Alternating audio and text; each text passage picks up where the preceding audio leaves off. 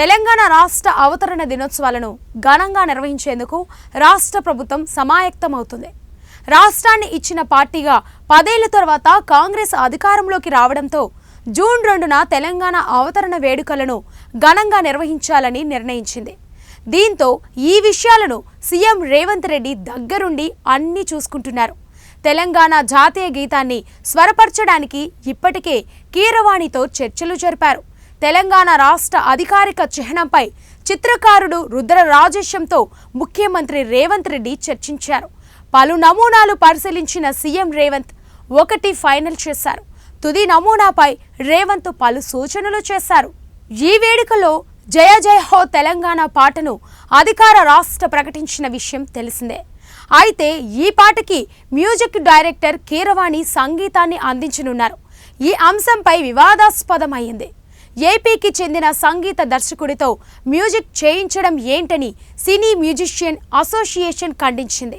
తాజాగా BRS Nagar Kurnool MP అభ్యర్థి RS Praveen Kumar ఈ అంశంపై ట్విట్టర్ వేదికగా ఘాటుగా స్పందించారు. అందశ్రీ తెలంగాణ రాష్ట్ర గీతంపై ఆంధ్ర సంగీత దర్శకుడు ఎంఎం కీరవాణి పెత్తనం ఏంటని ప్రశ్నించారు. ఏంది బై, సంగీత స్వరకల్పనకు మళ్ళీ ఇప్పుడే అవసరం వచ్చింది. అయినా తెలంగాణ కవులపై ఆంధ్ర సంగీత దర్శకుల పెత్తనం ఇంకెంతకాలం అంటూ ట్విట్టర్ వేదికగా ప్రశ్నించారు. కీరవాణి స్వరకల్పన చేయడానికి ఇది నాటు పాట కాదు అని రేవంత్ రెడ్డి గుర్తుంచుకోవాలని అన్నారు. నాటి ఆంధ్ర పాలకుల పెత్తనంపై తిరుగుబాటు బావుట ఎగరవేసిన వందలాది మంది అమరుల త్యాగాలు 4 కోట్ల ప్రజల కలల ప్రతిరూపం. ఒక రణ నినాదం, ధిక్కర స్వరం.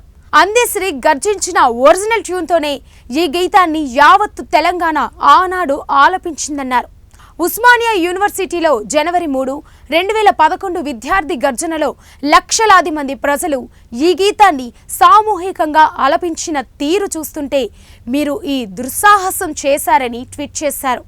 పాపం అందశ్రీ అమాయకుడు, నిస్సహాయకుడు కాబట్టి మౌనంగా కూర్చున్నారని, మీరేం చేసినా భరిస్తున్నారని ఆవేదన వ్యక్తం చేశారు. తెలంగాణ ప్రజలారా, జూన్ 2 నాడు ఆంధ్ర సంగీతకారులు స్వరకల్పన చేసిన మన తెలంగాణ గీతాన్ని పాడుకుందామా లేక మన ఒరిజినల్ గీతాన్నే పాడుకుందామా అని ప్రశ్నించారు.